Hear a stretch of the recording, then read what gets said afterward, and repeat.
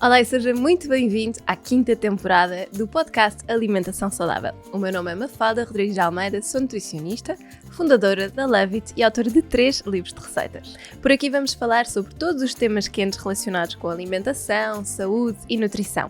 Vou receber vários convidados que nos vão ajudar a falar sobre temas como saúde de uma forma simples, a desmistificar alguns conceitos que estão tão enraizados no nosso dia-a-dia e que parecem que complicam a nossa alimentação. Vamos falar sobre bem-estar, sobre técnicas importantes para a prevenção de vários tipos de doenças e, mais importante ainda, para a promoção da saúde. Quero que este podcast venha simplificar a alimentação e ajudá-la a ter as ferramentas para ter um dia-a-dia mais simples, nutritivo e completo. Olá e sejam muito bem-vindos a mais um episódio do nosso podcast. Bom ano, espero que tenha entrado bem, que não tenha feito aquelas resoluções que vão cair por terra no final deste mês e que venha aqui com uma nova forma de querer encarar a sua saúde e de cuidar de si.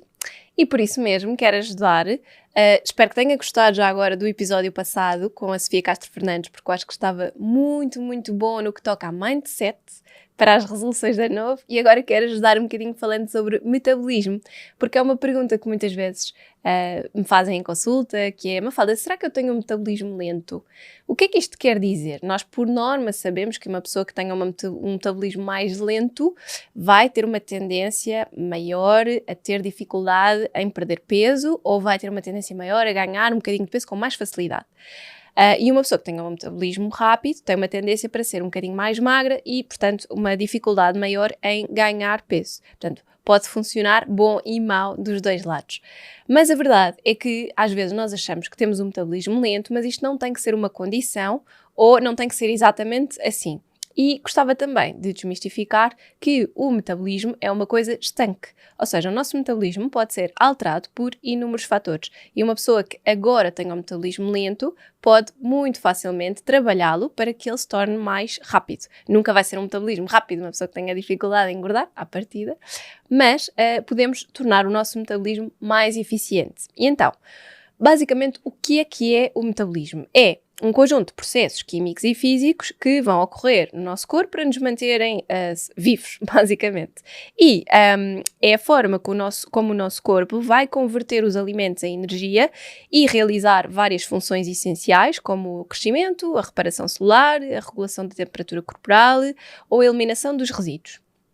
O metabolismo pode ser dividido em 2 categorias. Temos o catabolismo, que envolve a quebra de moléculas que são muito complexas, como é o caso dos hidratos de carbono, das proteínas e das gorduras, em moléculas mais pequeninas. E este processo vai libertar energia que o corpo vai utilizar em inúmeras funções. E depois temos uma outra parte de metabolismo, que é o anabolismo, que basicamente envolve a construção de moléculas complexas a partir de moléculas mais pequeninas. E então este processo é responsável pelo nosso crescimento, pela reparação celular, pela síntese de substâncias que são importantes para o nosso corpo, como enzimas, como aminoácidos, como neurotransmissores, etc. Então nós funcionamos sempre com o metabolismo dividido nestas 2 categorias, catabolismo e anabolismo.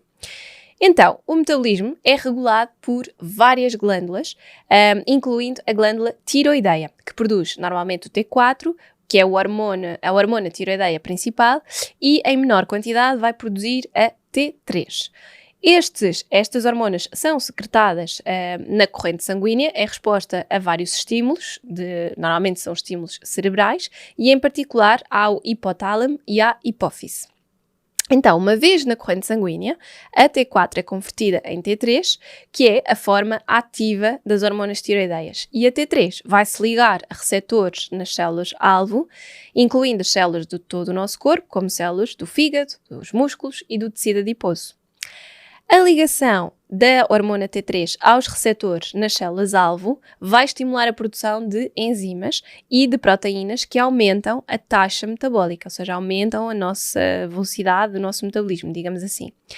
E isto inclui a produção de ATP, que é considerada a energia celular, que basicamente nós vamos utilizar. Então, o aumento da taxa metabólica leva a um maior consumo de oxigênio pelas células, que, por sua vez, vai aumentar a produção de energia.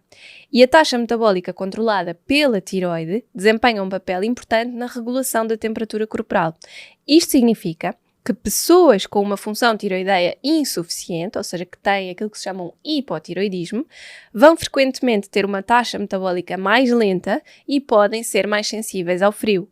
E isto eu quero sempre explicar porque é que nós consideramos sempre que pessoas que tenham hipotiroidismo geralmente são pessoas que têm mais dificuldade em perder peso e sobretudo também porque nós temos muitas pessoas que nos procuram com alterações do funcionamento da tiroide e depois têm dificuldade aqui na regulação do peso e a nossa querida Rafaela é a nutricionista que trabalha mais com tiroide.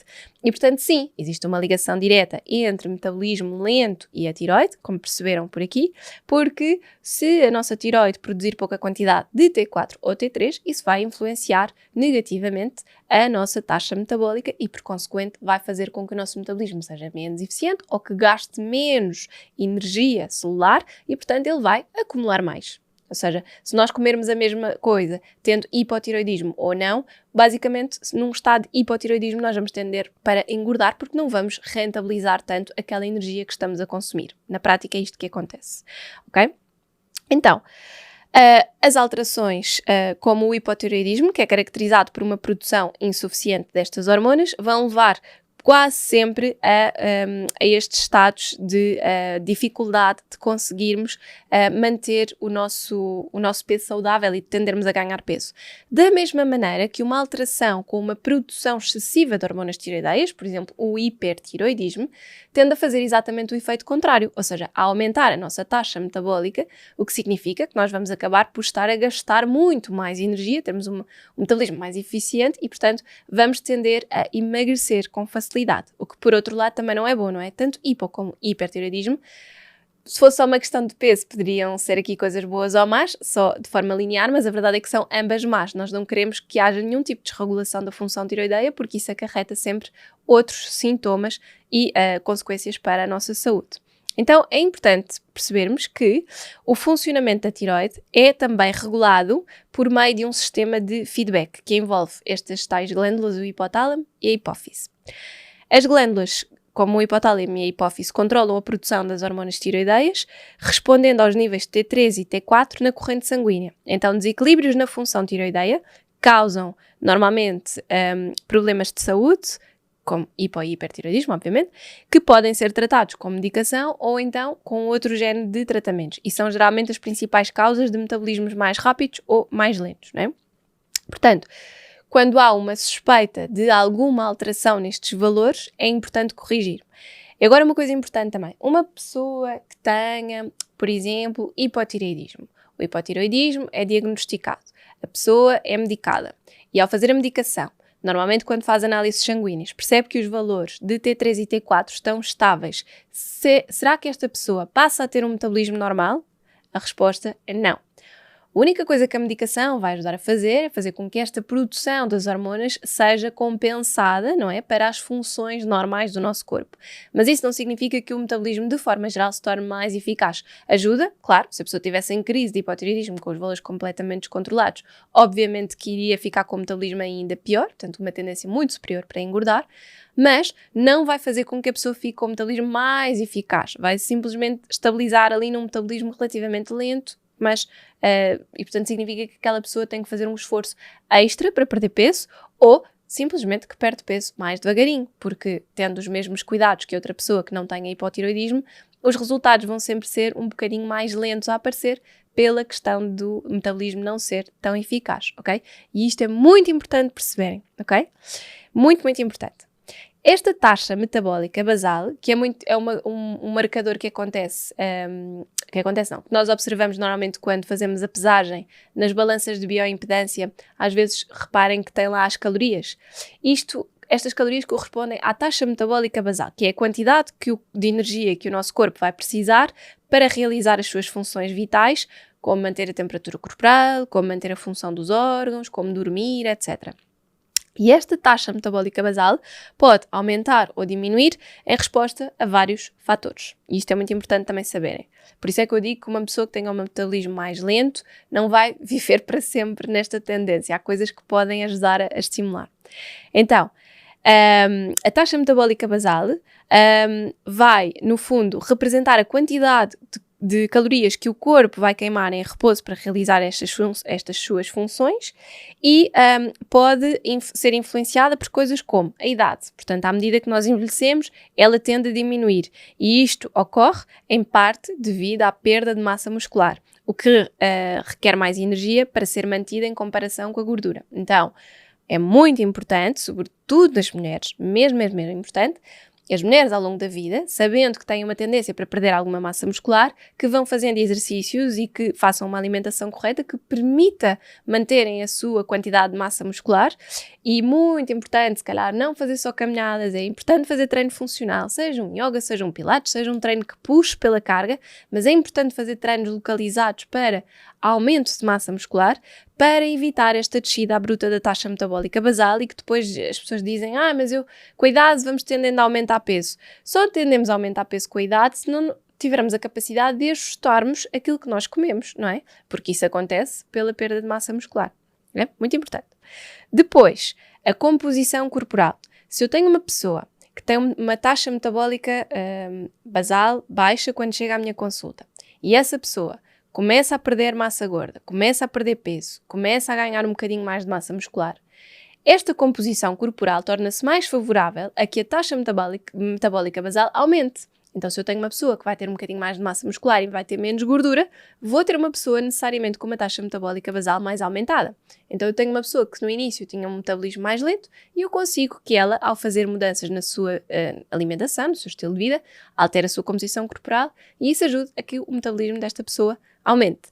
O que é extraordinário, porque permite que aquela pessoa, de repente, tudo se torna mais eficaz no seu corpo. É muito giro. Depois temos o género, não é? Em média, os homens tendem a ter uma taxa metabólica basal mais alta do que as mulheres devido às diferenças na sua composição corporal, não é? Os homens tendem a ter mais massa muscular e também tem um fator chamado testosterona em maior quantidade que ajuda não só a ganhar massa muscular com mais facilidade, como a manter a taxa metabólica basal mais alta. Então, é normal que um homem e uma mulher, fazendo uma alimentação exatamente igual, com os mesmos cuidados, o homem vai perder peso muito mais rápido do que uma mulher. É normal que isso aconteça, ok? Não é sempre linear, mas é muito comum. E tem necessariamente a ver com estas questões. Depois temos a genética também. A predisposição genética pode influenciar a taxa metabólica basal de uma pessoa. Algumas pessoas podem herdar genes que naturalmente as tornam mais eficientes na queima de gordura. Portanto, às vezes nós vemos pessoas de famílias que são super magrinhas, eles são todos super magrinhos, são aquelas pessoas que comem, parece que se mantêm sempre magrinhos, como temos o contrário, não é? Pessoas que vivem num seio familiar onde os avós têm excesso de peso, os pais também têm obesidade e depois, se calhar, as crianças também vão ser assim, porque há esse fator genético e é muito importante referir que não é só o fator genético, é também aquilo que comem, não é? Se calhar os pais já são obesos porque os avós já eram obesos, porque há uma rotina e hábitos alimentares que são assim, e as crianças, por consequência, acabam também ser. Mas a genética importa muito, não é? Depois, também importa dizer que o nível de atividade física influencia muito a taxa metabólica basal, mais uma vez pela questão de massa muscular, não é? Ou seja, se nós tendemos a treinar mais, também ganhamos mais massa muscular e isso vai fazer com que a nossa taxa metabólica basal seja influenciada. Então eu até posso ter uma pessoa que tem hipotiroidismo e que tem uma tendência para ter um metabolismo mais lento pela sua questão da tiroide, mas se essa pessoa se preocupar em construir massa muscular e for fisicamente ativa, esta pessoa vai conseguir contrariar a sua tendência e mesmo assim consegue aumentar um bocadinho a sua taxa metabólica basal, ainda que menos e ainda que tenha aquele desafio acrescido, mas consegue. Depois, restrição calórica, isto é muito importante, dietas que são extremamente restritivas ou em que a pessoa restringe muito a alimentação, faz um jejum intermitente muito doido durante muito tempo, ou a pessoa de repente não come hidratos de carbono durante imenso tempo, ou de repente é uma pessoa que só come pão ao pequeno almoço e depois ao almoço e ao jantar tem mania de não comer arroz, não come bolachas, não come nada, porque tem muito medo dos hidratos de carbono e de engordar. Isto tende a fazer com que ao longo do tempo a taxa metabólica basal se torne menos eficiente. Porquê? Porque o nosso corpo está constantemente naquela sensação de ataque de não tem. Então ele vai começar a ter aquele pensamento de eu tenho que guardar, eu não posso gastar isto tudo, não é? Então o nosso corpo é muito poupadinho. Então se vocês não dão o que é material energético, os hidratos de carbono, numa quantidade adequada, obviamente, o corpo não tem o suficiente e, portanto, começa a guardar. E guardar significa tornar-se menos gastador na energia e isto diminui a taxa metabólica basal, ok? Torna um metabolismo mais lento. Eu até podia ter uma pessoa que era super saudável com um bom metabolismo e de repente essa pessoa decide fazer uma dieta super, super restritiva e o seu metabolismo fica mais lento, sim. É normal que a pessoa depois dessa dieta, voltando a comer normalmente, ganhe peso muito mais rápido. Pronto, é o que acontece na maior parte dos casos. Depois, as dietas ioiô, também um bocadinho pela mesma razão, não é? Se eu estou constantemente a pôr o meu corpo aqui em grandes restrições, depois ganho o peso, depois grandes restrições, depois ganho o peso. O meu metabolismo torna-se menos eficiente, não é? Não é propriamente um elástico, é como um elástico que está sempre a ser esticado ao seu limite, ele deixa de ter aquela capacidade de elasticidade e começa a ficar laço. O nosso metabolismo também acontece a mesma coisa. Depois, algumas condições de saúde também influenciam. Já falámos do hipertiroidismo. Também nós podemos ter algum tipo de doenças ou algum tipo de problema de saúde que afete as funções do hipotálamo e da hipófise e isso vai prejudicar, por consequência, a função tiroideia e vai prejudicar o nosso metabolismo. Stress e sono também são muito importantes, portanto, altos níveis de stress no nosso dia-a-dia, falta de sono, podem tornar o nosso metabolismo mais lento e este stress crónico também leva muitas vezes a alterações hormonais, ou seja, a uma grande estimulação da produção de cortisol. A produção de cortisol a mais vai alterar o nosso metabolismo e vai tender a fazer com que nós ganhemos mais massa muscular, mais massa gorda, sobretudo localizada na zona abdominal. Então é um dos exemplos de que stress em excesso prolongado, com noites mal dormidas, faz alterar aqui o nosso metabolismo. E depois temos, obviamente, alguns medicamentos, sobretudo nós associamos aos corticoides, não é? Que têm aqui uma alteração no nosso metabolismo, fazem tendencialmente engordar, mas alguns medicamentos utilizados para as doenças cardíacas, para a depressão, para transtorno bipolar, também podem afetar o nosso metabolismo e por isso é que às vezes se diz que alguns medicamentos podem fazer com que a pessoa ganhe um bocadinho de peso, não tem necessariamente a ver com fazerem com que a pessoa tenha mais apetite, mas tem mais a ver com esta questão de mexerem com o nosso funcionamento do hipotálamo e da hipófise e, portanto, de fazerem com que nós tendemos a ganhar aqui mais resistência metabólica e, portanto, a ter um metabolismo mais lento. Então, é importante notarmos sempre que o nosso metabolismo não é estanque, pode ser influenciado por vários fatores, mas que nós podemos sempre dar a volta ao metabolismo. Ter um metabolismo lento não é uma condição, ter um metabolismo tendencialmente mais lento pode ser uma inspiração para nós mudarmos a nossa composição corporal e para pensarmos, ok, eu se quero ter um metabolismo mais eficiente, não andar sempre em dietas, conseguir regular mais o meu tempo ao longo do peso, manter um peso saudável mais facilmente, eu vou ter que puxar pela construção de massa muscular. E por isso é que muitas vezes eu digo nas consultas também, que é, nós podemos facilmente perder peso sem utilizarmos o exercício físico. Nós podemos mudar a nossa composição corporal, nós podemos nos tornar mais saudáveis, melhorar os nossos padrões alimentares e isso vai ser ótimo.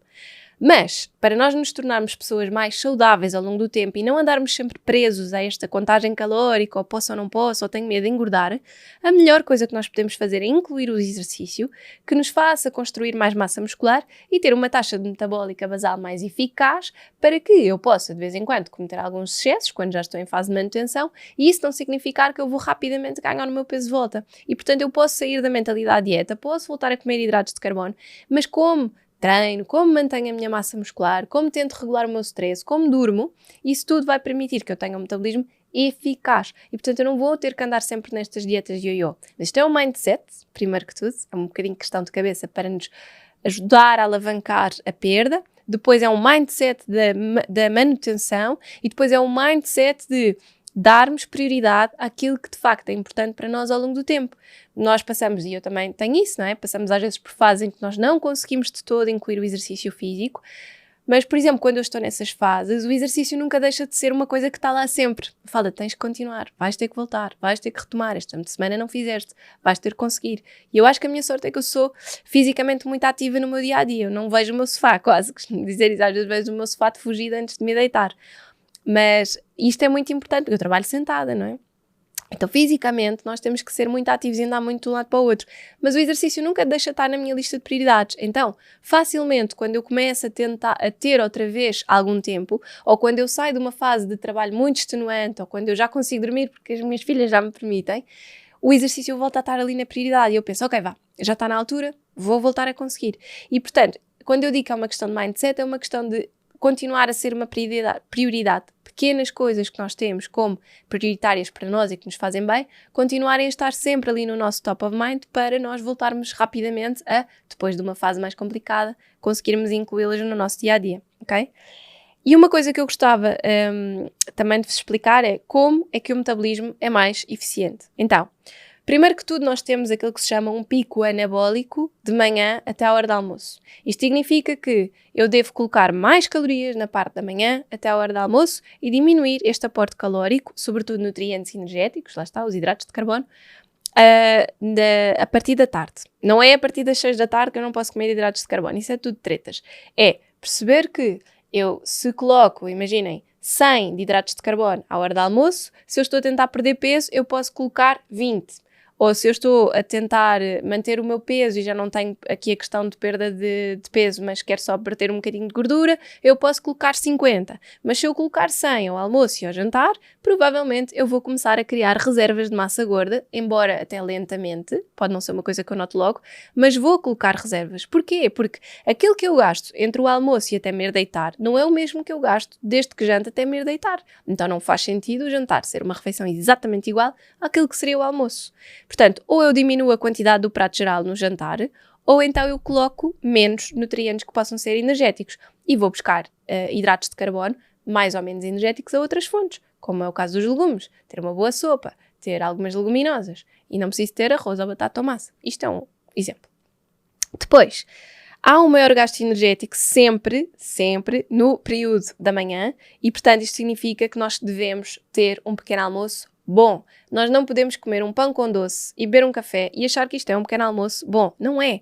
Isto é uma carga gigante de hidratos de carbono, não tem uma boa fonte de gordura, não tem uma boa fonte de proteína, não vai ser um pequeno almoço que nos vai ajudar a estabilizar o peso e a mantermos o nosso metabolismo bem. O que é que isto vai ser? Uma grande carga de açúcar, com muita vontade de comer e de petiscar à meia da manhã e provavelmente se nós deixarmos passar ali meia hora que seja, já vai dar vontade de comer de forma mais emocional.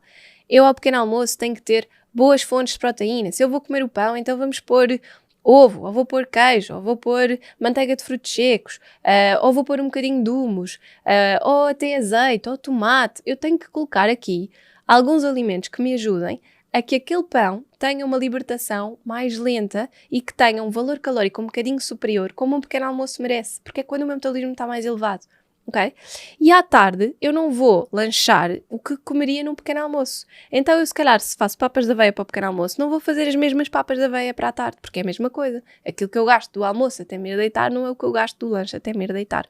E eu não preciso. Portanto, metabolismos mais eficientes são aqueles metabolismos que ao longo de uma vida inteira se habituam a comer mais na primeira parte do dia, até a hora do almoço, e depois a comer menos nas refeições da tarde e da noite. Ok? Mas e quem trabalha por turnos? Exatamente o mesmo princípio. Com a diferença de que quem trabalha por turnos está mais ativo numa altura do dia em que o metabolismo é mais lento. E esta pessoa tem que ter sempre isso em mente. Se é uma pessoa que vai trabalhar durante a noite, se calhar não vai cortar os tais 100 de hidratos de carbono, estávamos a falar, esta pessoa, se não precisa de perder peso, não precisa de cortar os 100 e fazer só 20 de hidratos de carbono. Se calhar vai pôr 70 ou até mesmo 100, mas durante a noite tem que se lembrar que o seu metabolismo está muito lento. Portanto, aquela pessoa ou não come durante a noite e consegue se manter ativa, como eu vejo muitas pessoas que recebem consultas que até conseguem, ou se a pessoa precisa de ir comendo 3 em 3 horas ou o que for, então esta pessoa tem que escolher sempre snacks que não sejam ricos em hidratos de carbono, porque durante a noite provavelmente aqueles 100 de hidratos de carbono ainda não foram todos utilizados. E claro que isto depende de pessoa para pessoa, depende de metabolismo para metabolismo, mas aquilo que eu vejo mais é que pessoas que têm trabalhos por turnos têm muito mais tendência para ter ganho de peso ou para terem estes metabolismos mais lentos. E um exercício que temos que fazer é pensar nisso. Ok, se eu estou a trabalhar de noite, a minha refeição, quando entro ou ali no início da noite, é mais densa, mais nutritiva para eu me sentir bem, mas durante a noite eu não posso estar a fazer refeições como se fosse um pequeno almoço. Nem tão pouco vou tomar um pequeno almoço para ir dormir. O que eu devo fazer é, se calhar, se eu tiver ali um bocadinho, às 3, 4 da manhã ou às 5, se eu saio às 7 ou 8, então 3 a 4 horas antes, posso fazer um bom pequeno almoço para me aguentar durante aquele tempo, para depois ter tempo de chegar a casa e ir dormir, ok? É muito importante respeitarmos isso, porque sabemos que o nosso metabolismo não vai adaptar-se o nosso metabolismo não se vai adaptar aos horários que nós fazemos, sobretudo para quem trabalha por turnos e uns dias é de manhã, outros dias é à tarde, outros dias é à noite, né? O metabolismo vai continuar a seguir sempre aquilo que é a sua forma normal de trabalhar. De manhã até a hora do almoço, super eficaz, à tarde começa a decrescer, tal como o pôr do sol. Começa-se a pôr, começa a ficar menos eficaz. Mas se eu estou a trabalhar à noite, eu tenho que ter presente que eu não estou a gastar o mesmo que estaria se estivesse a trabalhar durante o dia. E eu não posso alimentar-me da mesma forma. Ok? Então, será que eu tenho um metabolismo lento? Sim ou não? É muito importante para percebermos, desta forma, pelo menos eu acho, explicar-vos se têm ou não um metabolismo. Então, o que é que eu posso comer para me ajudar a ter um metabolismo mais eficaz? Primeiro que tudo, proteína. Porquê? Porque a proteína vai ajudar a construir massa muscular e eu gosto sempre de dizer isto, eu não preciso de suplementar proteína, eu não preciso consumir iogurtes proteicos depois do treino, eu preciso de comer quantidades adequadas às minhas necessidades e muitas vezes eu vejo que as pessoas não comem as quantidades de proteína que precisam, sobretudo aquelas pessoas, e vejo muitas em consulta, sobretudo mulheres, um bocadinho mais acima dos 40, que acham que não podem jantar porque senão engordam muito, mas que ao pequeno almoço têm o tal pão com doce e um cafezinho, e depois à hora do almoço comem a sua porção de carne ou de peixe, e depois ao jantar vão só comer sopa. A porção de proteína que têm naquele dia é se calhar metade. E, portanto, a quantidade de massa muscular que vão ter ao longo do tempo vai se tornar cada vez menor, porque não estão a dar aporte de proteína suficiente ao músculo.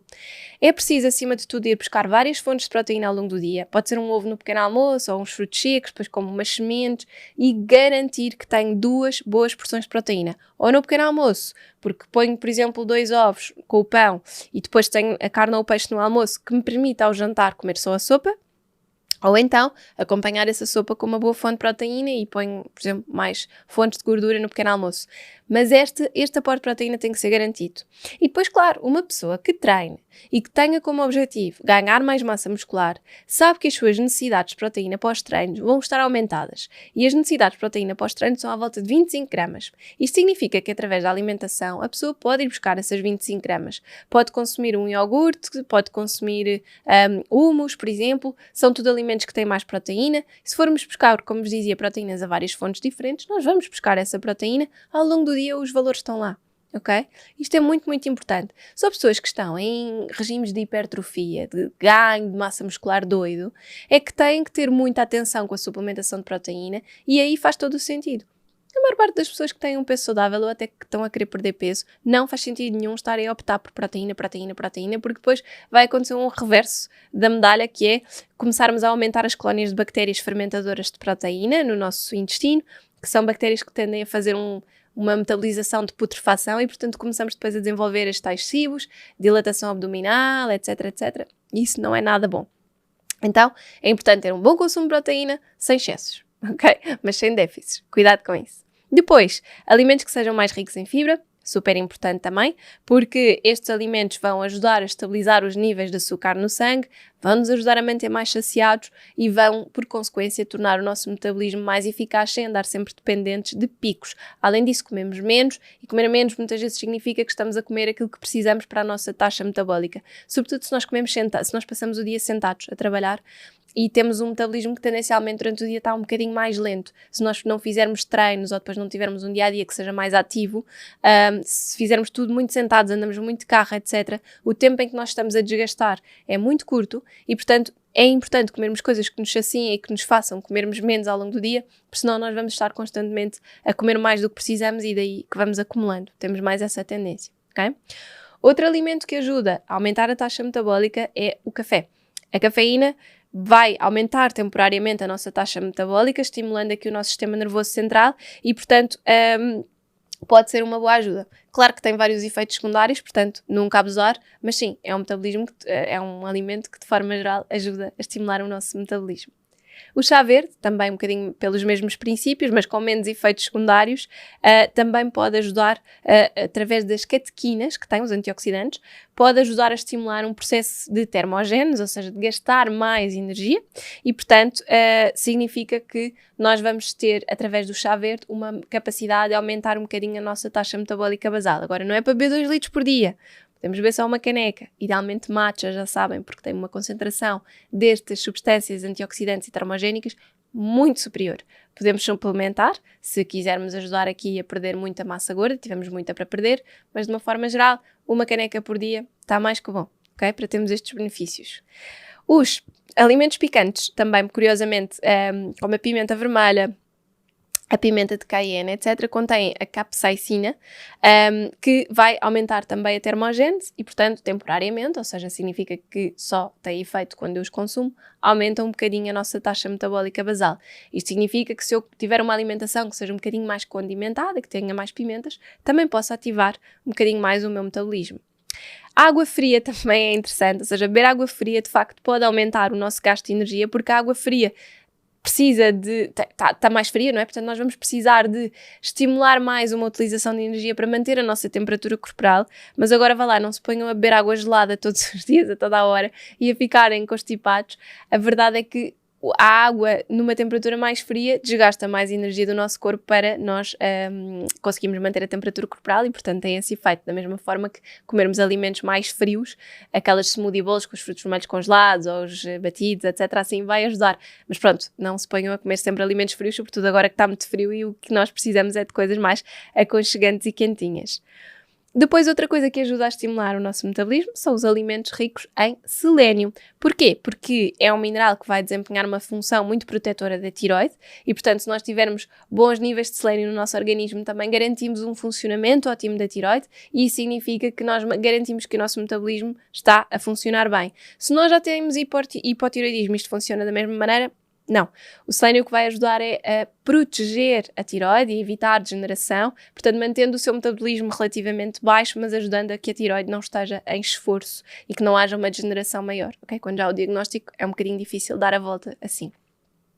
E já sabem, 4 castanhas do Brasil mais ou menos contém a dose diária recomendada de selênio que nós precisamos. Por último, alimentos que nos forneçam ácidos gordos ômega 3. São encontrados em peixes gordos, nas nozes, nas sementes de linhaça, por exemplo, até no próprio abacate, nas sementes de chia, e eles de facto podem ajudar a melhorar a nossa taxa metabólica basal. Importante percebermos que isto são tudo condicionantes, que a coisa que mais funciona para aumentar a taxa metabólica basal é a construção de massa muscular, que estes alimentos que vos dei aqui são algumas ajudas, mas são muito temporárias, só funcionam geralmente quando nós os consumimos, exceto aqui o selênio, que ajuda mais à proteção da tiroide. Mas ter um metabolismo lento não é uma condição, é um estado, ou seja, nós podemos sempre alterar e fazer com que o nosso metabolismo se torne um bocadinho mais eficaz, mesmo que tenhamos hipotiroidismo, que é uma condição que nos deixa com o metabolismo mais lento, nós podemos, através da construção de massa muscular, tornar-nos mais eficazes nesta componente de manter o peso. E, portanto, podemos ter pessoas com hipotiroidismo que mantêm um peso saudável e que conseguem mantê-lo a vida inteira.